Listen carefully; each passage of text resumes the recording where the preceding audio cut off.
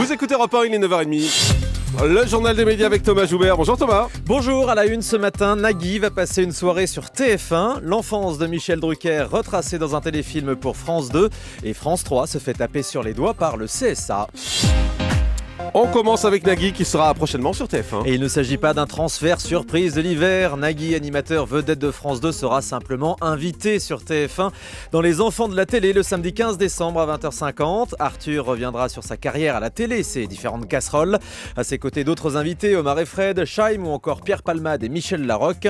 Ce n'est pas la première fois qu'Arthur invite un animateur de France 2 puisqu'il avait reçu, on s'en souvient, Michel Drucker en septembre dernier. Ouais, justement, Michel Drucker qui sera bientôt le héros d'un téléfilm diffusé sur France 2. Le téléfilm adapté de son livre autobiographique Qu'est-ce qu'on va faire de toi ? Ce sera le mercredi 19 décembre à 20h45. France 2 l'a annoncé hier. Un téléfilm événement qui relate l'enfance de l'animateur entre un père très autoritaire et ses frères plus brillants que lui. Le scénario a été confié à Joël Goron. La scénariste reconnaît que le sujet n'était pas facile à traiter. La difficulté, c'est que la personne est vivante. Je ne vais pas lui reprocher d'être vivant, mais de se dire, mon Dieu, tout ce que je vais écrire, s'il n'est pas d'accord, si ça blesse quelqu'un, s'il ne reconnaît pas sa famille ou je ne sais quoi et tout. Et donc, comme il y avait quand même très peu de choses dans le livre sur la période d'enfance, je lui ai demandé de le rencontrer et j'ai fait une trentaine d'heures d'interview.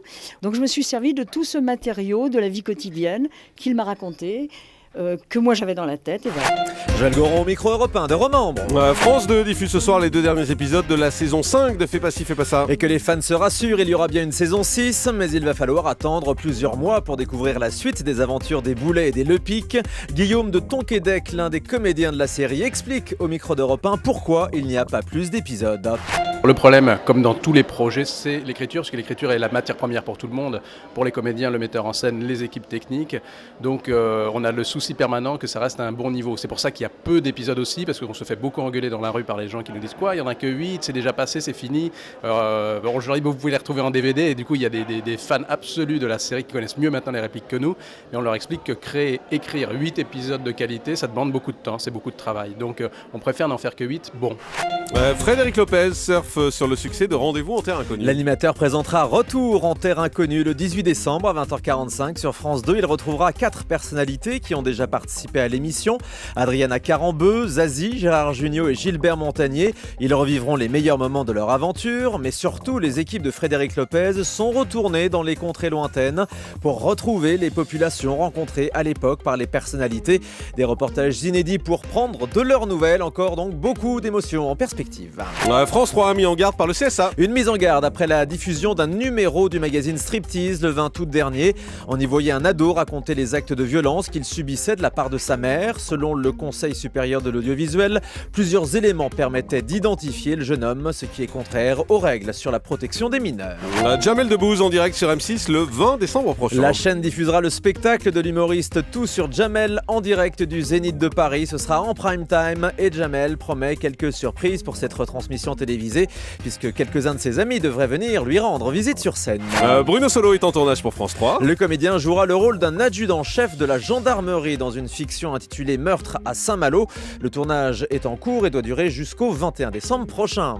Et puis on parlait de Twitter à l'instant, et bien figurez-vous que Laurent Baffy s'est fait virer de Twitter. Exact, le compte de l'animateur a été fermé quelques heures hier par le réseau social. Twitter a considéré qu'il n'avait pas respecté les conditions d'utilisation. Alors pas d'antisémitisme du tout, Laurent Baffy avait pour habitude simplement de détourner des photos d'animaux. Baffy s'est donc insurgé de cette interdiction. C'est la liberté qu'on assassine, a-t-il lancé. Son compte a finalement rouvert dans la soirée. Pour fêter ça, il lance un concours, je cite, de photos crades. Le premier qui se fait virer de Twitter a gagné, dit-il. Alors tous les animaux sont acceptés, les chats, les chiens, les ratons laveurs. J'aime bien les ratons laveurs. Je l'ai, la première photo crade. Il me l'a envoyée ce matin à 5h30 du matin. C'est quoi? Ouais. Oh bah je peux pas la dire. Elle À est ce moment-là, crade. c'est Elle est crade très que ça. crade. Ouais. D'accord. Et rendez-vous sur Twitter donc.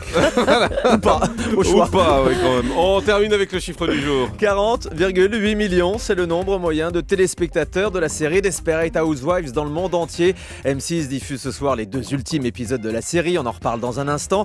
Avec ce nombre de fidèles, selon le Parisien, Desperate est devenue la série la plus regardée au monde. Merci beaucoup Thomas Joubert.